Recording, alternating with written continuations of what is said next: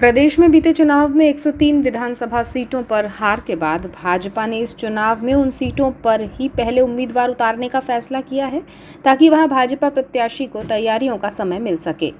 बीते 2018 चुनाव में प्रदेश के जिन सीटों पर भाजपा को 2 बार और 1 बार हार का सामना करना पड़ा है, उसमें भाजपा ने 39 सीटों पर 16 अगस्त को अपनी पहली सूची में पार्टी के प्रत्याशियों का ऐलान कर दिया, जबकि शेष 64 सीटों पर पार्टी जल्द ही अपने प्रत्याशियों के नामों की घोषणा कर सकती है। सूत्रों की माने तो भाजपा की संभावित उम्मीदवारों की दूसरी लिस्ट लगभग तैयार है, जिसमें शामिल प्रत्याशियों के नामों का भाजपा जल्द ऐलान कर सकती है। ऐसा माना जा रहा है कि सितंबर माह के पहले हफ्ते में इनके नामों का ऐलान किया जा सकता है। भाजपा के 39 सीटों पर की गई प्रत्याशियों की घोषणा के बाद बाकी बची 64 सीटों पर प्रत्याशियों के नामों की घोषणा दूसरी सूची में की जा सकती है, जिसमें प्रदेश के अलग अलग विधानसभा पर भाजपा की ओर से प्रत्याशी भी लगभग तय कर दिए गए हैं।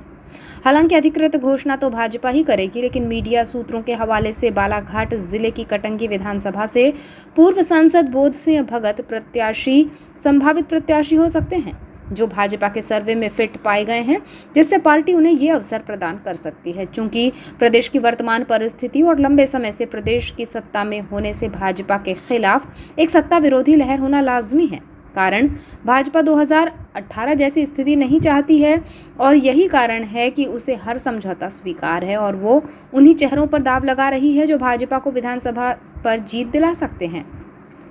जिसमें पार्टी का ये मानना है कि कटंगी विधानसभा में बोध सिंह भगत ही पार्टी के एक बेहतर उम्मीदवार हो सकते हैं, जिससे उन्हें टिकट देने का पार्टी ने मन बना रखा है और पार्टी की दूसरी सूची में उनका नाम कटंगी विधानसभा से घोषित होना संभावित है। जबकि दूसरी ओर भाजपा की 64 सीटों में जिले की वारासिवनी विधानसभा से निर्दलीय विधायक प्रदीप जायसवाल का नाम होने की बात बीते कुछ समय से चर्चा का विषय थी, लेकिन मीडिया के सूत्रों तक पहुंची भाजपा की 64 सीटों की संभावित सूची में उनका नाम नहीं बताया जा रहा है, जिससे वारासिवनी टिकट को लेकर पेंच फंस गया है। चूंकि वारासिवनी में निर्दलीय विधायक प्रदीप जायसवाल का भाजपा टिकट को लेकर क्षेत्रीय संगठन स्तर पर काफी विरोध है, भले ही सरकार को समर्थन देने के बाद से विधायक प्रदीप जायसवाल भाजपा की गाइडलाइन पर चलकर अपनी पुरानी पार्टी कांग्रेस के लोगों को लगभग त्याग चुके हैं, लेकिन स्थानीय स्तर पर भाजपा ने उन्हें अब तक स्वीकार नहीं किया है। कई बार ऐसे अवसर राजनीतिक स्तर पर भी देखे गए, जब उनकी मौजूदगी में क्षेत्रीय भाजपाई कार्यक्रम छोड़कर चले गए या फिर कार्यक्रम में उनके आने का विरोध दर्ज कराया। 42 साल से वारासिवनी में पूर्व विधायक योगेंद्र निर्मल भाजपा का झंडा और डंडा थामकर चल रहे हैं, जो सीधे तौर पर हमेशा विधायक जायसवाल को भाजपा के टिकट का विरोध करते रहे हैं। चूंकि उनके संघ से अच्छे संबंध होने के कारण भाजपा ये रिस्क नहीं लेना चाहेगी कि उन्हें निराश कर प्रदीप जायसवाल को टिकट दी जाए। फिलहाल वारासिवनी में पहले जो प्रदीप जायसवाल के लिए आसान नजर आ रही थी, वो अब उतनी आसान नजर नहीं आ रही है।